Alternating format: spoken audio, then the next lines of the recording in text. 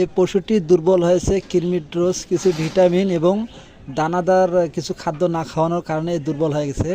তো এরকম যদি দুর্বল গরু থাকে আপনাদের, তাহলে আপনারা প্রথমে কৃমি ডোজ খাওয়াবেন, এরপর একটি লিভার টনিক মানসম্মত খাওয়াবেন, তারপর কিছু ভিটামিন খাওয়াবেন, পাশাপাশি একে সুষম দানাদার খাবার 2 বেলা খাওয়াবেন। পশুটির যত্ন নেবেন, দেখবেন পশুটি পুনরায় আগের অবস্থায় ফিরে যাবে।